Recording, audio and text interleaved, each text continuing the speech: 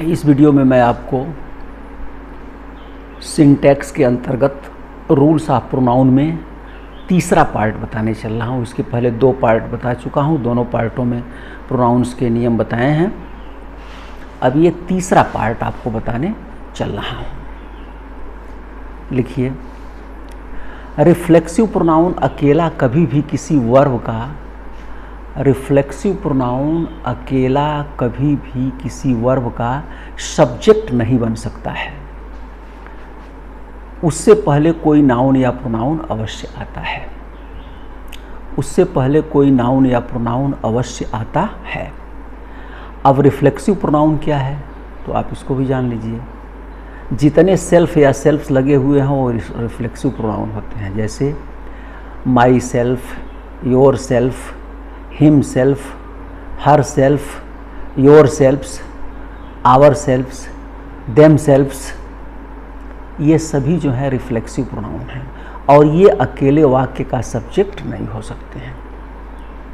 जैसे अगर वाक्य ऐसे कहा गया, my self did this work, तो ये गलत हो गया। माई सेल्फ किससे संबंधित है? आई से, तो हो जाएगा I myself did this work. ऐसे ही himself went to Agra, तो क्या हो जाएगा? He himself went to Agra. ऐसे होगा। अकेले रिफ्लेक्सिव प्रोनाउन वाक्य का सब्जेक्ट नहीं होता है। अगला नियम लिखिए,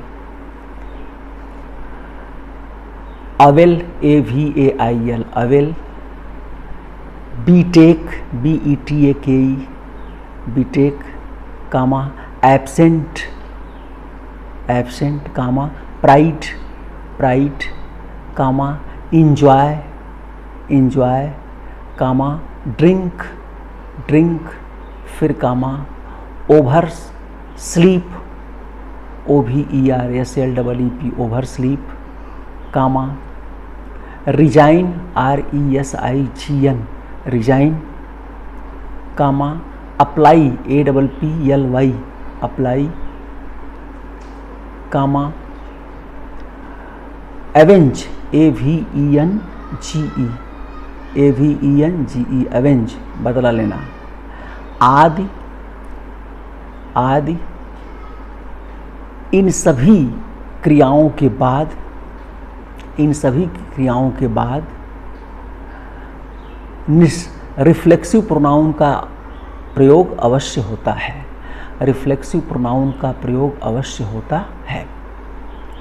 माने ये क्रियाएं जब आती हैं तो इनके बाद रिफ्लेक्सिव प्रोनाउन आते हैं। जैसे I prided myself, I prided, PRIDED, prided myself on my strength, on my strength. I prided myself on my strength, मैंने अपने शक्ति पर अभिमान, मैं स्वयं अपने शक्ति पर अभिमान किया। दूसरा लिखिए, एक और उदाहरण लिख लीजिए, the boys absented, the boys absented themselves from the class, लड़कों ने स्वयमेव अपने को कक्षा से अनुपस्थित कर लिया। द बॉयज, बॉयज, बॉयज बहुवचन है इसलिए क्या आ जाएगा? देमसेल्व्स।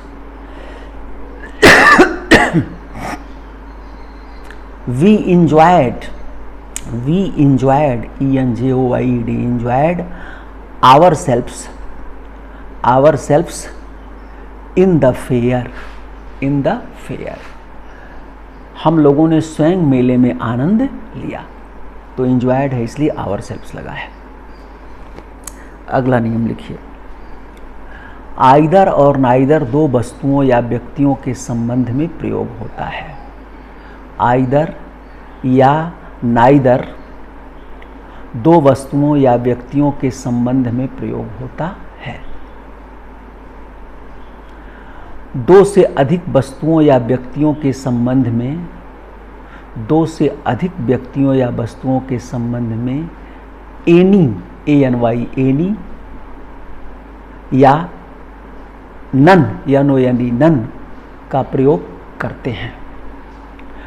माने आइदर और नाइदर दो व्यक्तियों के लिए और एनी और नन दो से अधिक के लिए। जैसे either of you can take it, either of you can take it, either of you दोनों में से कोई कैन टेक इट, इसे ले सकते हो।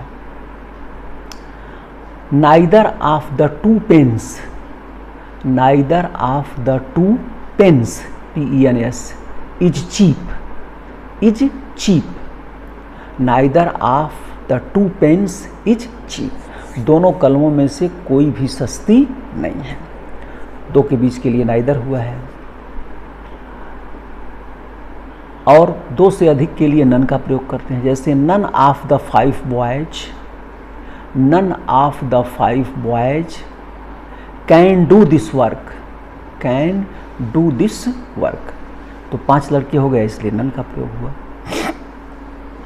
अगला नियम लिखिए, अगर वाक्य में, यदि वाक्य में indefinite pronoun, indefinite pronoun one, indefinite pronoun one का प्रयोग हुआ है, इंडेफिनिट प्रोनाउन वन का प्रयोग हुआ है, तो अंत तक प्रोनाउन के स्थान पर, तो अंत तक प्रोनाउन के स्थान पर नन का ही प्रयोग होना, नन का ही प्रयोग होना, अरे सॉरी, तो अंत तक प्रोनाउन के स्थान पर वन, वन हो यानी वन का ही प्रयोग होना चाहिए। यानी एक बार इंडेफिनिट प्रोनाउन वन का प्रयोग हो गया, वन इंडेफिनिट प्रोनाउन होता है। यानी कहने का मतलब वाक्य में एक बार वन आया तो फिर उसके लिए आगे भी वन ही आना चाहिए। जैसे one should do, one should do one's duty, O या नी कामा लगा के S, one's duty, one should do one's duty, one को वन की ड्यूटी करनी चाहिए। अब ऐसे नहीं कह सकते हैं कि one should do his duty, ये गलत है। One should do his duty ये गलत है, one should do one's duty. अगला नियम लिखिए, देन और एज के पश्चात आने वाला प्रोनाउन, देन एवं एज के पश्चात आने वाला प्रोनाउन स्थित तथा अर्थ के अनुसार, स्थित तथा अर्थ के अनुसार नॉमिनेटिव केस, नॉमिनेटिव केस अर्थात कर्ता कारक, कर्ता कारक, या ऑब्जेक्टिव केस, या ऑब्जेक्टिव केस, कोष्ठ में लिख लीजिए कर्म कारक, कर्म कारक किसी में भी हो सकता है, किसी में भी हो सकता है, किसी में भी हो सकता है। देन और एज के पश्चात आने वाला प्रोनाउंस स्थित तथा अर्थ के अनुसार नॉमिनेटिव अथवा ऑब्जेक्टिव केस अर्थात कर्ता कारक या कर्म कारक किसी में भी हो सकता है।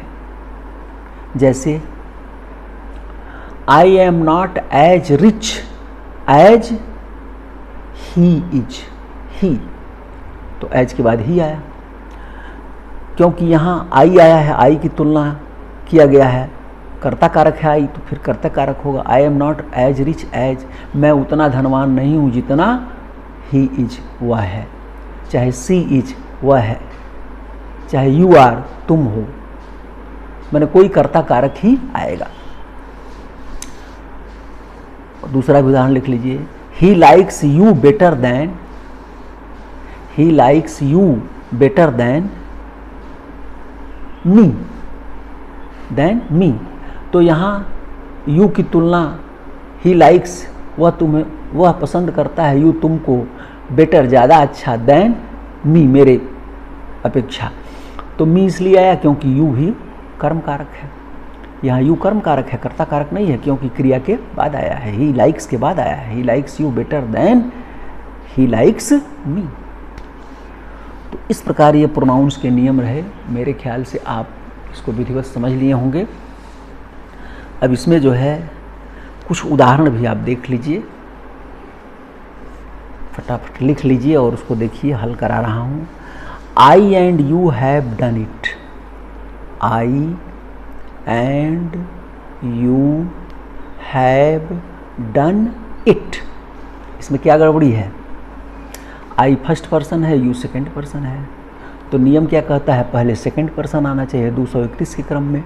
तो क्या हो जाएगा? You and I have done it. दूसरा वाक्य है, this pen is my, this pen is my, गलत है, क्या होना चाहिए? This is my pen, this is my pen, या दिस पेन इज माइन, या माई या नहीं, ये सही होगा। दिस पेन इज माइन, दोनों हो सकता है।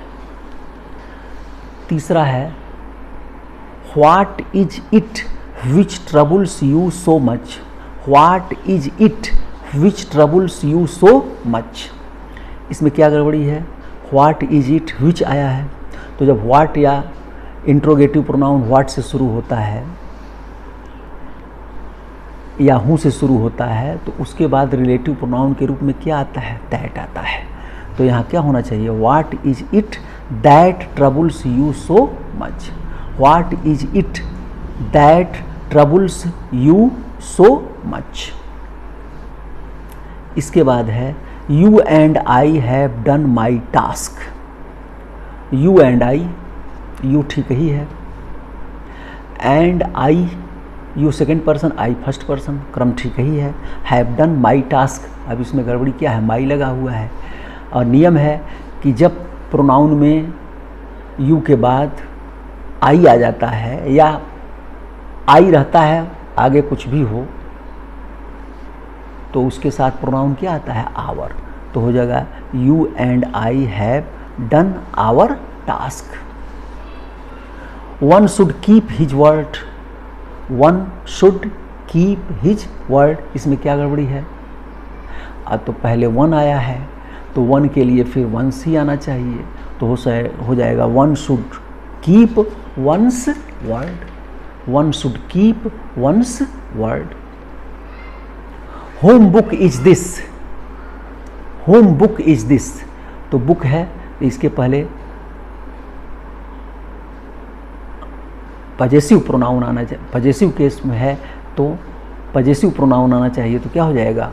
हुज बुक इज दिस, यह किसकी किताब है। Both the brothers helped one another, both the brothers helped one another, इसमें क्या गड़बड़ी है?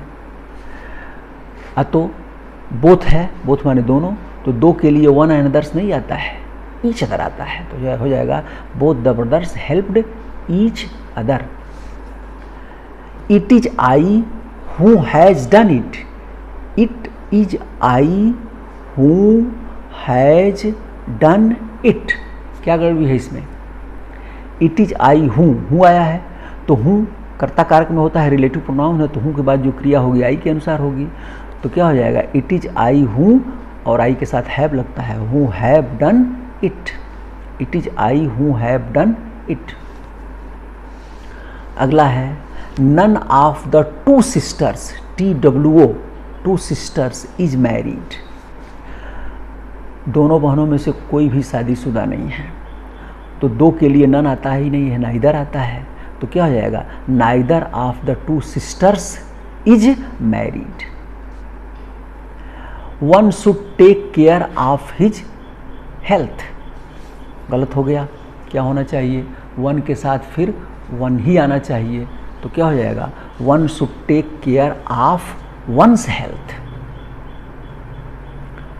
Late you and I go there, यहाँ क्या गड़बड़ी है?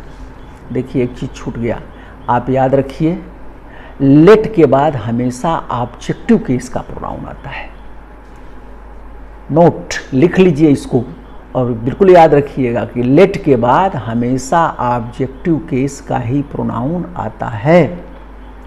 पुनः एक बार लिख लीजिए, याद कर लीजिए, लेट के बाद हमेशा ऑब्जेक्टिव केस का ही प्रोनाउन आता है। तो लेट के बाद यू तो ऑब्जेक्टिव केस का प्रोनाउन है, आई ऑब्जेक्टिव केस नहीं है, सब्जेक्टिव केस है, कर्ता कारक है। इसका ऑब्जेक्टिव केस कर्म कारक क्या होता है? मी। तो हो जाएगा let you and me go there, let you and me go there.